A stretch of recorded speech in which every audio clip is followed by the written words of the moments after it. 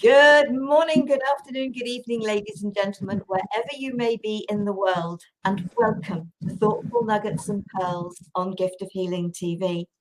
I'm waiting for my co-host, Enolia, who is hopefully just about to join us. We've had some technical issues, but we get through these. So Enolia is nearly with us. Enolia, if you can hear us, welcome. Lovely to see you. And we are delighted to be joined today by Linda Marsanico. Linda, thank you for joining us for this program that is starting off fairly chaotically. Yes, and the pronunciation of my name is Marsanico. Marsanico, I do apologize. And I'm so glad to be here. Thanks for inviting me, Sarah. It's an absolute pleasure. We really are looking forward to this. Hello, Enolia. It looks like you're on your mobile. Yes, I am. How creative of you. That's very creative of you. Yeah, well, we have to do just a few for this. But if you can hear me, that will be wonderful, and that's the main thing. So no problem at all. Okay, well, we just about got that. So fingers crossed. Anyway, the topic, yes, definitely. The topic for our conversation today is love and compassion moving towards the light. And actually thinking about the issues we're having with technology, it's about having love and compassion for ourselves. Yes. And if we can be relaxed and take this really lightly, then hopefully it will all settle down for us. But Linda, I love the fact that you've chosen this topic, because we always ask our guests to choose the topic. So please, let's start. Share a little bit about yourself and what this, and about why you've chosen this topic. That would be lovely. I was telling Enolia that I started life as a very shy child. I am the oldest of four. I was the observer, and I chose a profession. I'm a psychologist. I chose a profession where I listen rather than speak a lot. My clients often like to speak to me. So here I am as a psychologist, and I began to get itchy to have my voice be heard. And so I wrote a book because I wanted the voice to be heard, and I wanted to share what I had learned so that people could benefit from it. So there I was developing a website, and I wanted it to be a spiritual website. I think it took me 6 months. From what angle do I approach spirituality? I wrestled with it. I wrote paragraphs, and I finally came to love and compassion. Because when we are loving and compassionate, we are spiritual. And that touches my heart deeply. Oh, absolutely. Enolia, your comments, your thoughts. I think that's so beautiful, because what happens is that when we enter into that spiritual path and we are just bombarded with like an awakening of everything, all of our senses, the see, the touch, the taste, the smell, just the whole engagement of it. How do you approach it? How do you share? And so I find that really, really compelling. For me, it came quite a different way, because for me, I really started truly understanding spirituality when I embraced indigenous teachings. And as I'm embracing the indigenous teachings and a new way of looking and a new way of life, came the spirituality, came the awakening of how I actually saw life, how I saw the beauty around me.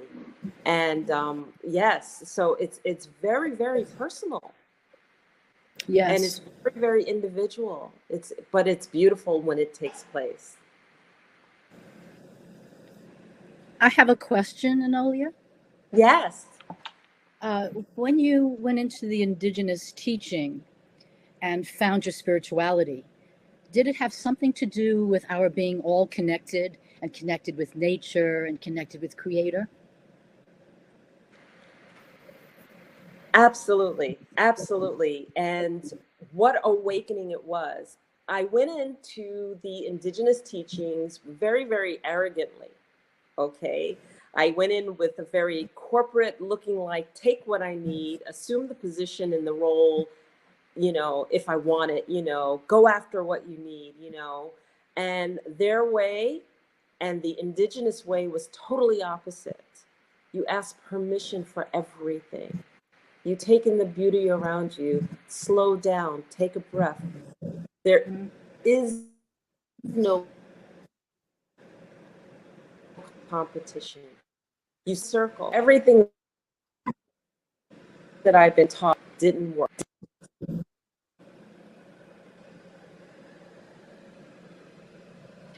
You're breaking up on us very badly, Enolia.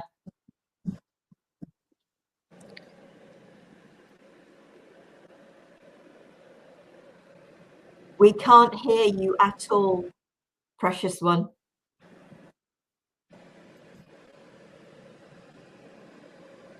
We can see you, we can see that your mouth is moving, but we haven't been able to hear most of that. We really are having technical issues with this today, aren't we? Oh, bless. I don't know whether you... Go ahead. Carry on, Linda. I think, can you hear me, Enolia? Yes?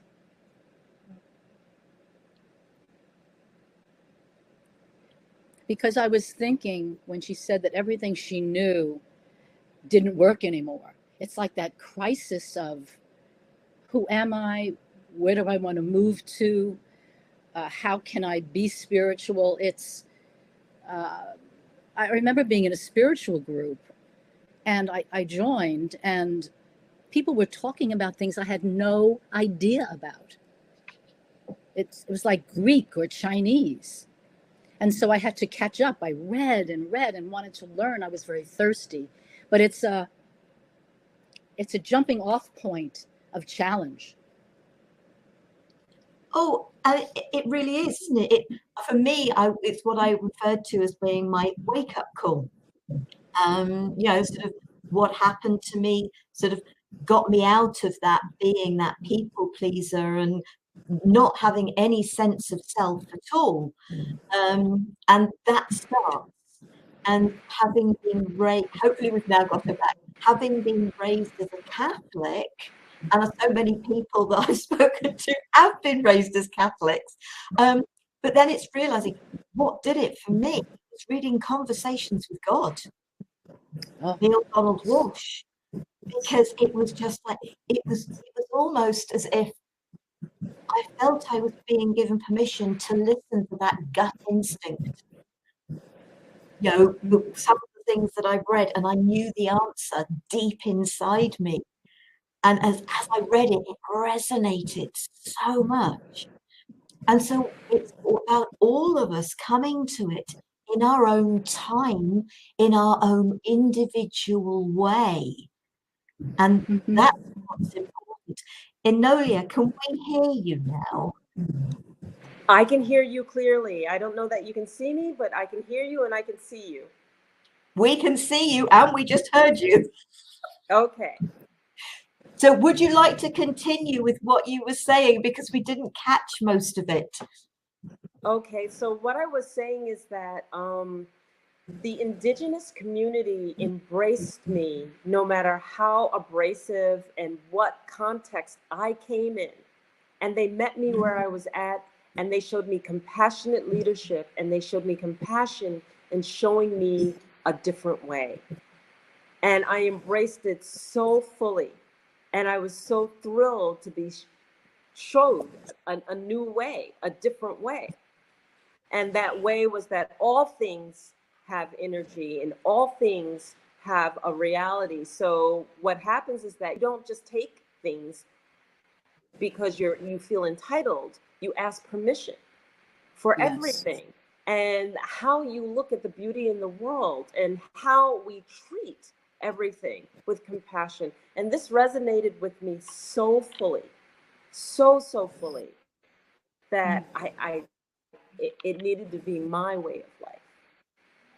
And so thus embracing that indigenous way as my way of life. And so I can't ever see myself living a different way.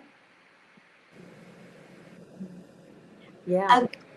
And Linda, so yes, you were trying to sort of write this website, create this website, but was there a specific thing that occurred, or book or whatever, that helped you to feel that was the change was so right for you?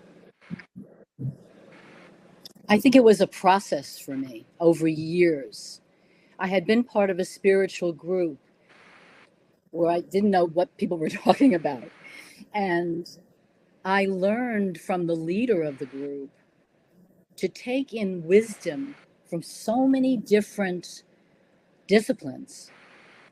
We let the dogma go and we took in, and what I developed was I would take something in if it resonated in my heart. I was raised a Catholic too, and there's a lot of things you're supposed to believe in. So I had to, it was a very painful process to let go of conflicts and anger and grief, and it's been quite a process of getting in touch with my real self. Because we children learn from parents and bureaucracies what we should be doing. And in order to tease that out, there's that process. I don't have a sense, Enolia, whether when you went into the indigenous population and they embraced you and you were different, whether there was any angst for you. For me, there was a lot of angst along the way for me to heal, acknowledge, work through, and let go. This is the process of, I see that as a process that's ongoing. So I don't have a sense of your process, because we're all so different. And my book is my journey, but there are probably a million ways to take the journey, right? So I'm curious, Enolia. Absolutely. My book is about my journey too. And actually it did. So not unlike yourselves. Okay. I mean, I went to a Lutheran private school. I was raised Baptist. I got married Catholic. And then in my Lutheran private school, we had to learn about all religions. I had to go to church on Thursdays. I had to go to church on Sundays. And then, as our children grew up, we actually had them go through the Catholic and the Baptist way of looking at things, because my husband at the time was Catholic and I was Protestant. So there you go. We have the whole eclectic piece, right? And the beauty about the indigenous way is that they didn't care about any of that. They didn't care about any of that. And yes, I went through angst, but it was everything that I took myself through. It wasn't that they forced anything on me. It was just that I would do something, and here I was wanting to learn their way. And then what I would do was just so predicated on entitlement that I caught myself every single time. And so it was about me really beating myself up, going, I did it again. I keep making these mistakes. I keep, engaging and wanting to be around people, but then insulting them at the same time because of the way that I am, or the way that I approach things, or the way that I just assumed that I had the right to do it. And so it was me being mirrored right back to me. And yes, I had major angst. There were times I was in tears. I was like, oh my God, I insulted the very woman I want to learn from because of what my behavior and activities and my assuming of leadership was. And she just looked at me like, well, why are you going through additional drama? Let's just get on with it. I mean, so in a corporate culture, you would be not only reprimanded, but they would throw it back in your face a few different times of how you made a mistake, what mistake you made, yep. And look at the mistakes that you made. Why should I consider you again? And in this beautiful indigenous culture, they're like, why are you taking yourself through additional angst? Well, we're already past that. Let's move on. You heard, you learned, you were told once, that's it. And told in a kind and gentle way. So why are you taking yourself through all this additional drama? And boy, was that a reawakening. And I actually have my book, Enolia, How I Found My Sovereign Voice from My Grandmother Elder. And I talk about these. I talk about these faux pas of where I made all the mistakes. I hope everybody heard all of that. I could hear it. I did. It was I did. there was definitely a lot of static in amongst all of that. Thank you, Enolia, for sort of sharing. And that's just it. That's about the love and compassion. And but I don't know about you, but the love and compassion has to start with yourself. And being, Yes. and gratitude is another really big one to bring in there. But obviously, this is about the love and compassion. And it is being loving of yourself, compassionate and understanding of yourself, because you've had a way that you've been taught, that you thought was what life was meant to be about. And then suddenly something happens, whatever that might be for each individual, and it opens your mind, your heart. And I think it's more about the heart speaking. For me, it was very definitely the being aware of that feeling right inside me that said, this is, I think we have to take the word true away and say, this is what is right for you. This is what feels right for you. Because what is right for me isn't going to be right for everybody in this world. So it is about that feeling of rightness for each individual, whatever that may be. So, yeah, Linda. So you were talking about beating yourself up, and the mark of compassion, as we learn it, is that really there are no mistakes in the universe. There are moments when we choose irritation over love, we choose a fear over love, and so if we become angry, we can brush ourselves off, pick ourselves up, and we have lots of opportunities to practice again. I remember in Neil Donald Walsh's book, I've read almost all of them. He said, you know, God, I don't want to deal with this particular issue. So God said, Neil, no worries, take 10,000 lifetimes to deal with it. And Neil said, oh, no, I want to deal with it now. Because eventually we're all going to get there. And so when we meet each other, we're there for a partnering, a learning, so that if I take responsibility for myself and somebody says something that I don't like, I can look at myself in the proverbial mirror and ask, well, what does this say about me? What can I learn about me? What do I want to do about this that's compassionate? Or what do I have to heal in order to bring compassion to the forefront?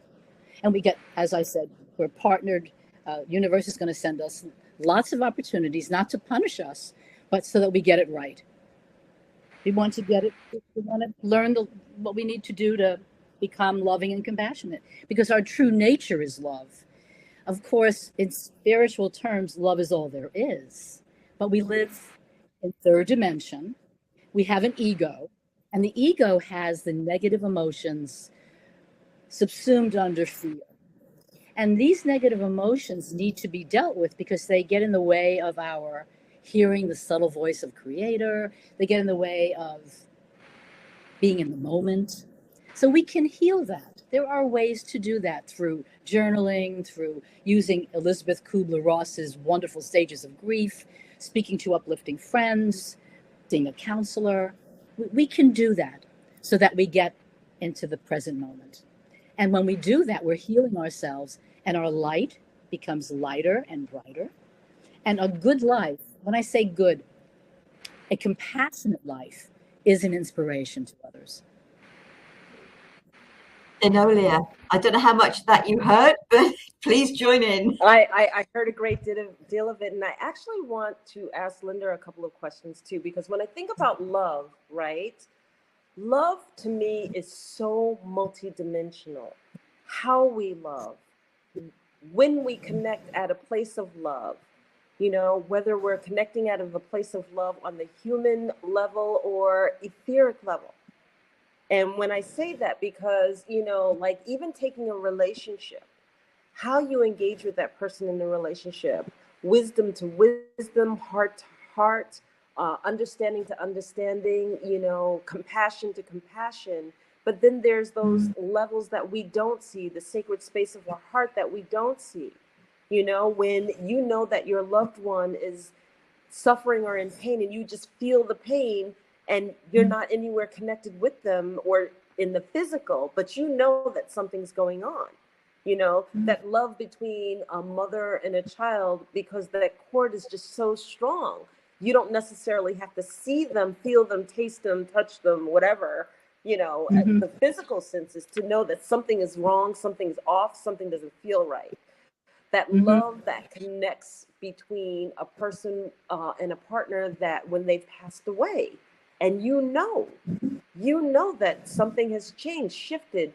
Love has so much depth, so much depth.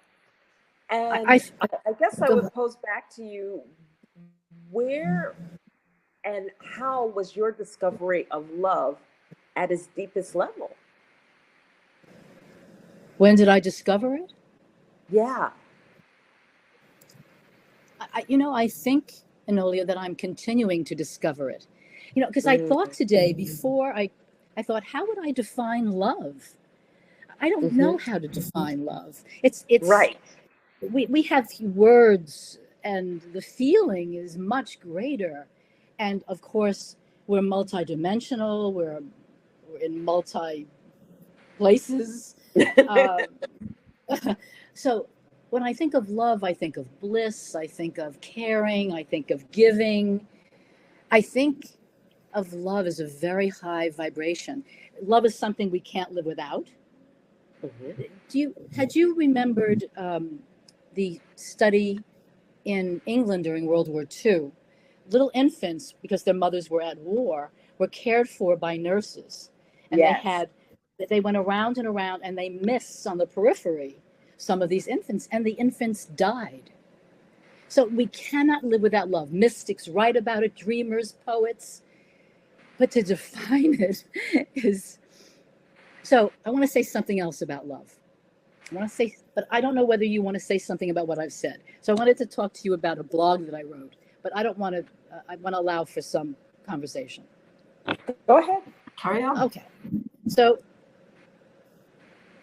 love and compassion to me are soul sisters, and I compared love and compassion to a hard-boiled egg. So you have the yellow and the white of the egg. They're described differently. They look different. You could separate them, but if you separate them, you do not have an egg.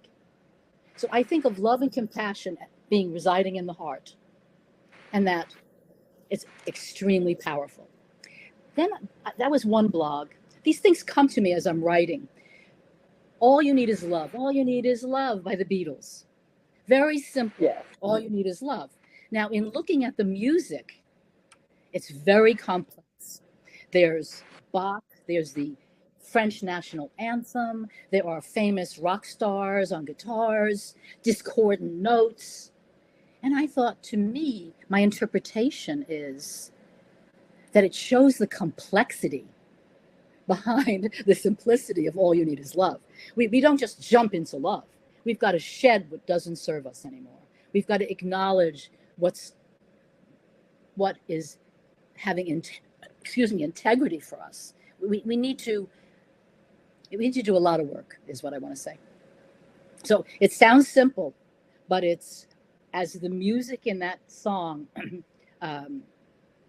in my interpretation, just demonstrates the complexity to get to that point. And love is very complex, isn't it? Because you've got a lot of people think about, if you're being loving, you're being giving.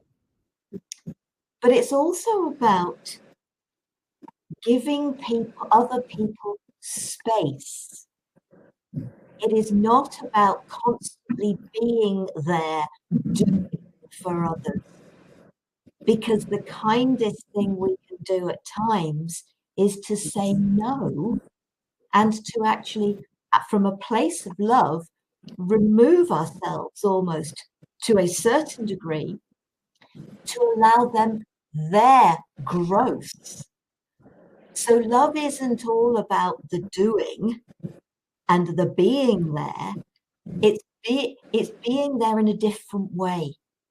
It's about supportive, but not physically taking control of somebody else's life or letting somebody else control yours. And so love is, yes, multidimensional. It's got its own life. It's true love is doing the tough stuff well, and that is compassion. It's compassion for self.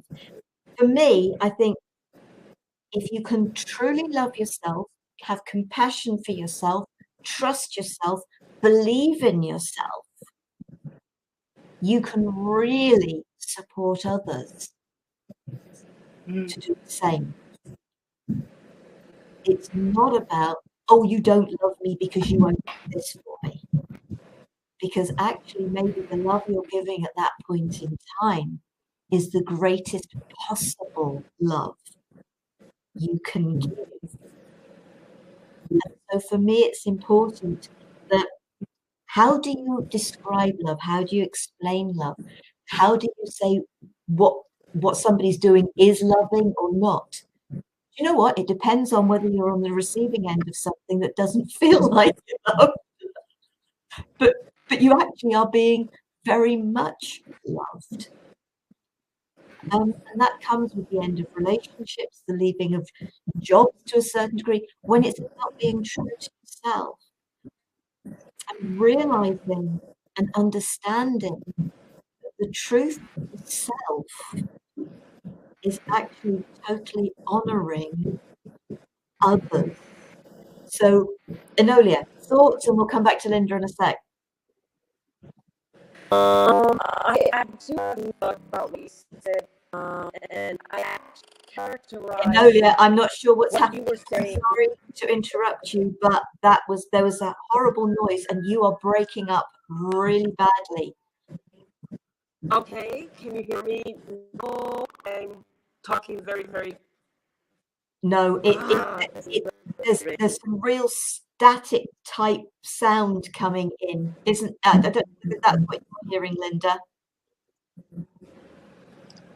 I didn't hear. I heard maybe a word and then a grumbling. Yes. Okay. I'll sign back off and come back in. Okay. I'll go to Linda. I'll go to Linda. Linda, okay. And then we can come back to Enolia. Okay, I'm a proponent. I've written a number of tips to have on the spiritual path, and assertion, sense of humor are some of them. Because really the relationship of love has to start within. Creator is within. And we can't give out what we don't have. So developing love and compassion, setting boundaries. Do you know the name Pema Chodron, the American Tibetan Buddhist nun?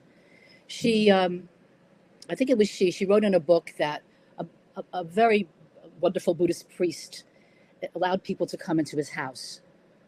And what they started to do was be rowdy in his house. They started smoking cigarettes and dashing them out on the floor.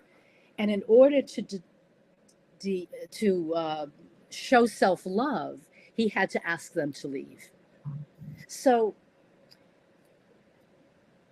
we need to understand what we need. I developed a questionnaire for myself and my clients. I have a decision to make. Do I wish to? Do I want to? Can I emotionally and financially afford to? And when I hold this decision in my heart, does it have integrity for me? And is it consistent with the person I wish to become? And that covers a lot of bases, because you get to know how you feel about something. by asking those questions. And a lot of women like to take care of people that were socialized that way. So in order to make appropriate decisions, we need to check in with the primary relationship. And I find that a lot of times with assertion, people are not so happy with it. You know, we ask for what we need, we say no to something, but it's important that we are pleased, that we can say this feels like a loving thing to do, setting a boundary, saying no.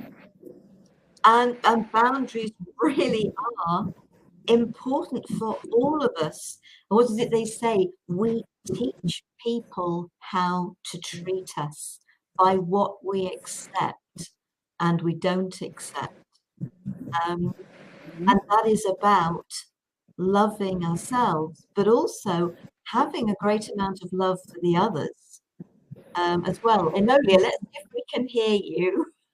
Yes, yes. What I wanted to share with you too was that when you talk about love and you talk about the space that people need, and especially because people have just gone through a pandemic, what we're really discussing is between love and the balancing of freedom.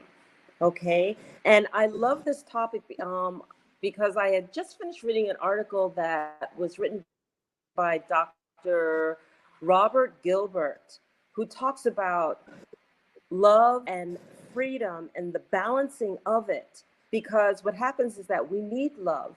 We need to receive it. We need to embrace it. We need to embody it. I mean, we can't live without love. But what happens is that when we feel overwhelmed by it or smothered by it, then what do? We push it back. We push it back and we want freedom. And then in that freedom, we want that individuality, we want that space, we want that time, we want all of that, you know, like give me the opportunity to do exactly what I want to do for me, the way that I see it for me. And then what happens is that then we start talking about, I'm lonely, I need a relationship, I want somebody in my life, I want to invite love back in because I don't feel that love from somebody, right? And so it's a balancing act.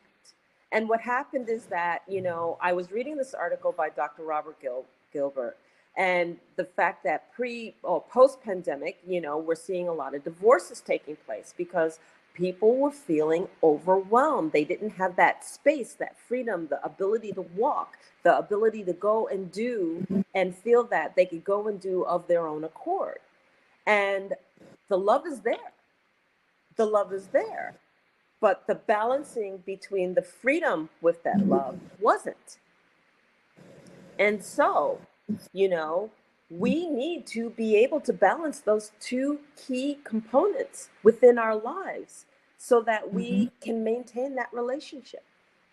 So I think that was really interesting that you brought that up. But I think that it's a very, very pertinent and important understanding that people should have within relationships, so that they can just actually communicate and say, hey, I need more freedom. I need the freedom to be able to come and go, to have some time or isolation to myself, so that I can accept and receive your love and not feel overwhelmed by it. And things have changed, haven't they? In our world, things have drastically changed. You know, I think sort of the era that we were sort of born in, you know, it was the wife would go out to work. Their place was at home, you know, sort of looking after the family, having the food ready to go on the table when the husband got home. And the women didn't have that freedom. And maybe to a certain degree, neither did the men. They had to go out to work to earn the money to put the food on the table. It was a very restrictive life for male and female. And it's about that cooperation. It's about the working together and creating that loving space that does allow space. You know, a lot of people these days, couples, they have their night out once a week, once a month, whatever, with their friends, or they go off Yes. for a horse ride or whatever. They have their me time, and the husbands get to do the same. which is really, but they also have the family time, which is essential for the children. Linda. I'm thinking it takes a lot of creativity and stepping back. I know one person whose relationship improved. They had their fights, they had their moments, but they got closer. Now they didn't have the complexity of children, but they maneuvered through this. But I would imagine, as you said, Enolia, there would be a lot of divorces. It was, when I think of the pandemic, one of the most challenging times that we went through together and alone. I remember looking out across the street and somebody wrote in crayons, "And what day is it?" Yeah. I remember going to a pharmacy. It was an exotic place with things from France and other places. And it was like an outing once a week that I would go. It was so lonely because I live by myself. I did a lot of FaceTime and a lot of phone calling, a lot of client work, but it was challenging. And of course, we're getting back. And I look at this and I don't know whether this is true, but I romantically call this the post-COVID era. There are less restrictions. I've been on the train. I've been all over with masks. When I go on the train, I wear a double mask. But I've been to a concert. Things are slowly opening up. But I do know some people who are very fearful. And they don't go out. They wear masks and gloves, and we have to appreciate their sentiments because it runs, a real continuum. Yeah, Enolia. Yeah, there were a lot of people who that self-isolation it's really, really sad. And as an individual, as a person who may not have family all around them, it was really, really hard. And my hat's off to you, because we need engagement. We need human touch. And just because those infants were the infants that the tests were done, doesn't mean that as adults, we're not feeling the exact same thing, okay? As adults, we need not only engagement, we need human touch. We need human touch. We need human embracing and touch and the feeling of love, as much as the engagement and the conversation of it that brings about that feeling of love. All of those things that we talk about for babies, we need as adults. There's no question about it. None whatsoever. You go to orphanages, and the orphans that were held, engaged, and worked with the staff end up being productive, and those who don't have that engagement end up having serious problems. Disassociations and everything else. We need love. We need love. There's no question about it. And it's the physical contact, the hug, the cuddle, the just having somebody there. Because, I wasn't on my own. But we were exceptionally lucky that we live at the time we live, because you talked about FaceTime and other technologies like this one that enabled people to still connect. But it wasn't the same as being able, many people, it was, when can I go and hug my grandchildren, my parents, my siblings? When can I go and have that hug? Because that was that physical contact that people missed more than anything. Yeah. And I heard sort of, you kept hearing sort of older people, whether they were on their own at home or whether they were in a nursing home, and their reaction was, do you know what? I'd rather take the risk. I would just like to see my family and be able to give them a hug.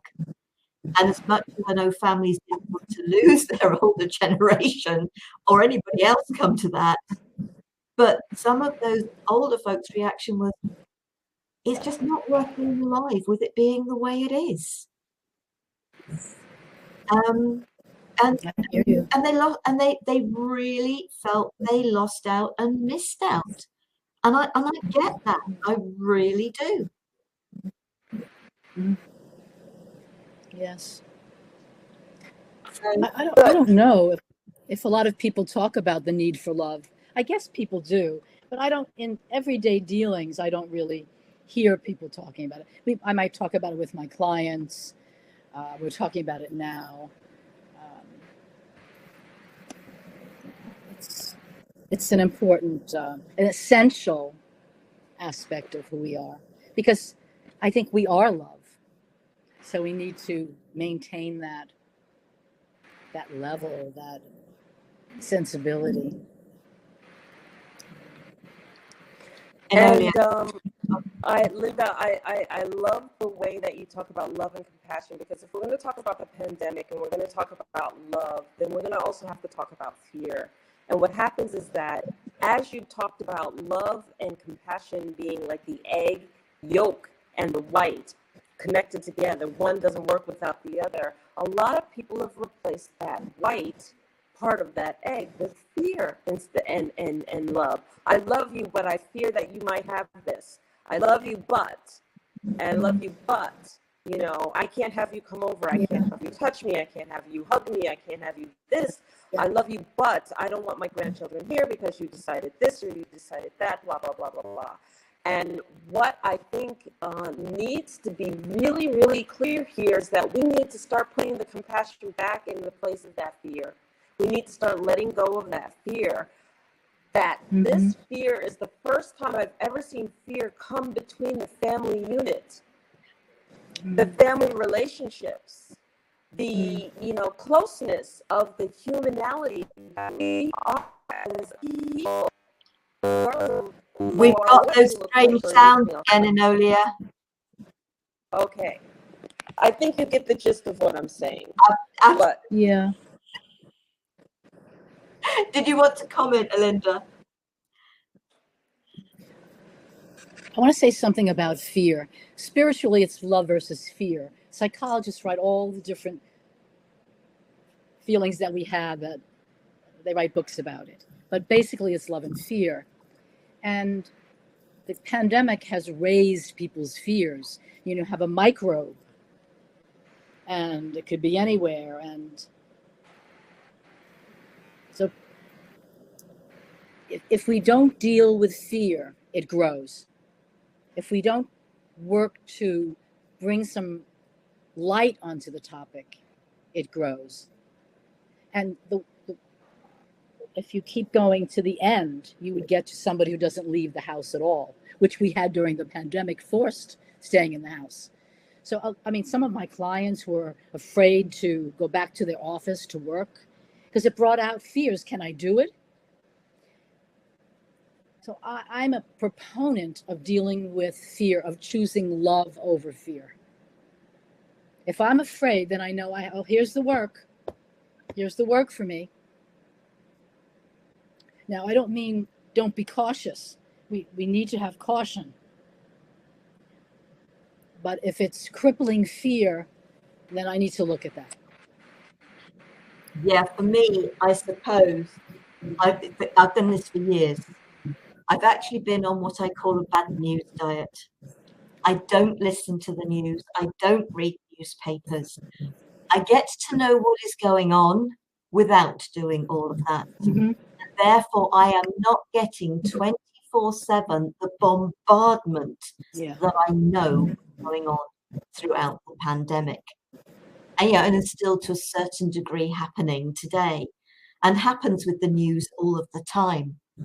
And so if you're going to spend your time listening to the news, tied to the news, as some people were, you're tied to what's creating the fear.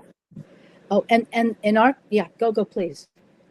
Yeah, no, that is just why I will not listen to and read news, because my whole life now is about, there's fear, of course there is.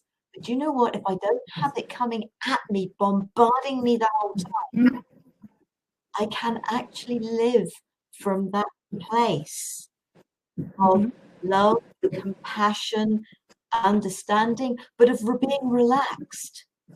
When we are relaxed, when we feel comfortable with ourselves, and when we're bombarded by all this fear, we can't relax. And I was going to say, I remember living in England. I was living in London for a number of years, and the BBC was pretty decent about what came in. In the United States, the news, I don't watch the news like that. I'll put a certain station on. I wanted to hear about the Ukraine or this or that, but I'm not someone who, because it thrives on fear. It makes people want to listen through telling them all the negative stuff. And that's how they get the ratings. The more negativity, people are saying, oh, this one got this and this happened to this one. And so it's a very good idea to limit. Yeah. A very good idea. It's a self-protection, a loving thing.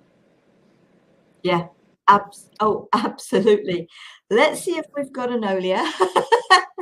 Let's see if she can participate. Hi, Enolia. Hello. Do you want to say something? Okay, I'm here.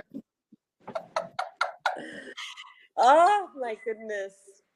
So when you talked about fear, it's really palpable. And one of the things that I would just share with our audience is that if you've been one of those people that's been alone and that's been in fear and that's gone through these iterations, it's time. Now is the time to start reaching out and re-engaging into the world. It is time to re-engage and invite the loving relationships that you have around you. Cultivate some loving relationships. Cultivate relationships, period. Do not self-isolate. Do not allow yourself to not have that love and compassion re-invited back into your life. It is absolutely essential for a human being to engage and to acknowledge it. And acknowledge facing in the mirror and saying, now is the time. Mm-hmm. And so to go on like that, self-isolating and not engaging in loving relationships or loving situations or loving scenarios is to literally be the obstacle in your own way. Mm-hmm. And so it's time to remove all obstacles and it's time to re-engage. And I think that your love and your compassion message send such a strong statement out. And to engage a professional like yourself or engage other people, whatever you need to do to re-invite yourself into life and into love and into compassion. And then to shift your life away from that loneliness and away from that fear. Because if you don't take the step forward, then what you're basically saying is that you want to stay stuck in a story that doesn't serve you. And we so need to get out of all of the stories right now, right here, right now. It's time to leave the stories and the drama behind. Yeah. Yes. Yeah. Step into the truth of who you really are. Yes. And have that faith, belief, and trust in yourself. For each and every person, you are an amazing being. Let yourself be that being. Linda, I think because of the issues we're having, mind you, having said that, sort of we've done very well. We've been going about 50 minutes. But I think, is there anything that you would like to share before we close out of the program?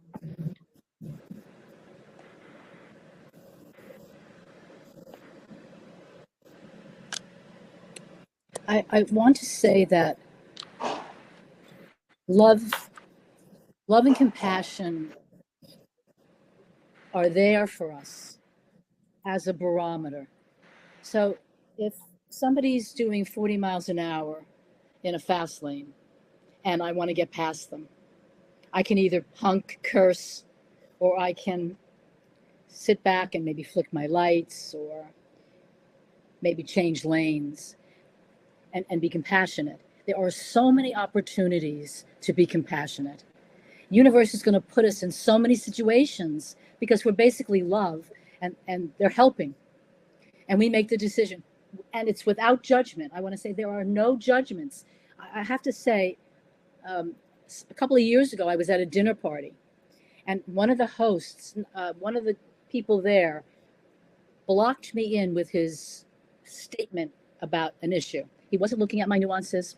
So I go home, I'm in my car, my garage is here. I have to pull in and back up. There's a man sitting in a car in front of me. And I flicked my lights and he moved. But at that moment, I didn't think he moved enough. And so the anger that came out of me was shocking to me. I was pressing the lights to get him to move. And then I realized how I felt. And that was a failure, yet something that I learned from. And I had enough room to back in. So we have successes, we have failures. God doesn't judge us, but provides lots of opportunities. And so we need to understand that we need to be kind and loving because God is within, our love, our journey is within, and kindness helps a lot. It's a kiss on the cheek. It's you know how you feel, how I feel if somebody comes down the street and smiles at me. It's a burst of love. So we have choices without judgment. That's what's important to convey. Absolutely. And please do feel free to share how people can connect with you. I'll put your website address up here, but I'll also put it under the video. But please do share how people can connect with you if they would like to. So on my website, it's Linda, Linda. Marsanico is Marsanico.com. And within the website, there are various places that you can contact me. You send me a contact form, ask a question, and I have about 200 blog posts that are on there. Lots of reading is possible, and people read them from all over the world.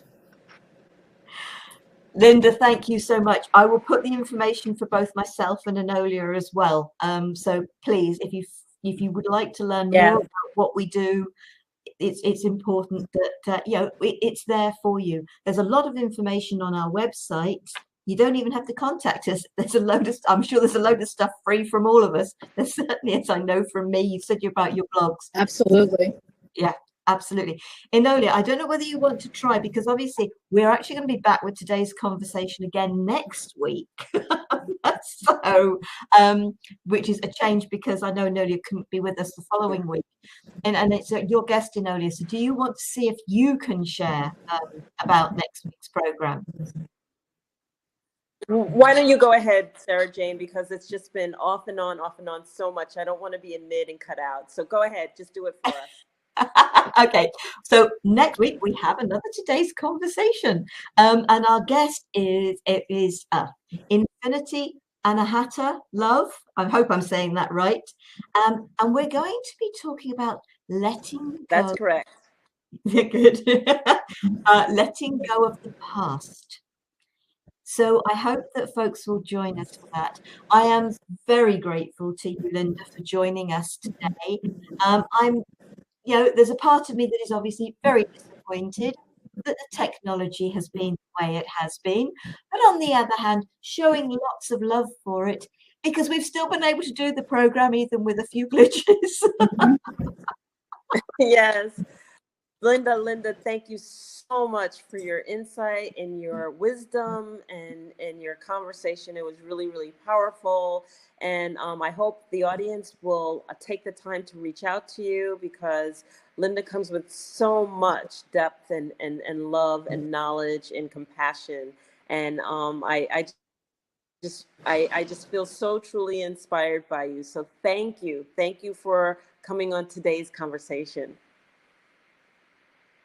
And I want to thank both of you, Sara, for inviting me, Enolia for making time for Zoom, where we shared soul energy. And I'm so appreciative that you've invited me.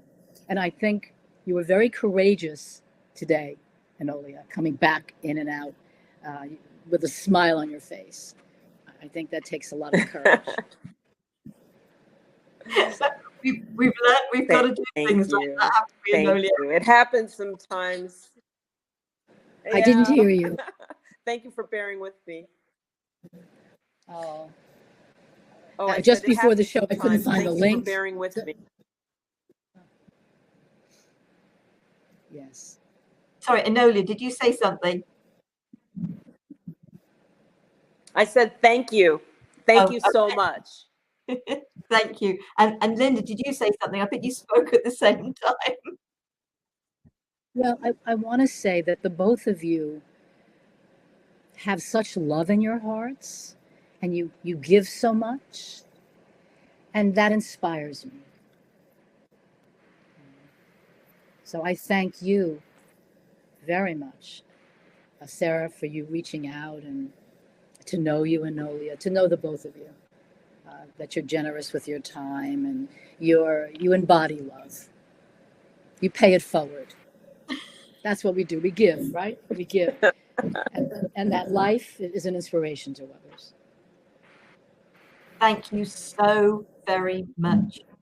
Thank you, folks. I hope you'll join us again. I hope you'll connect with Linda.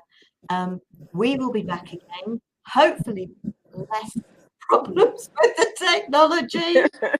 This doesn't happen every time. We're obviously being challenged today. Thank you to Linda, to Enolia, to all of you. Love, peace, and light to you all. Namaste. Bye. Good night. Good morning to wherever we are. Bye.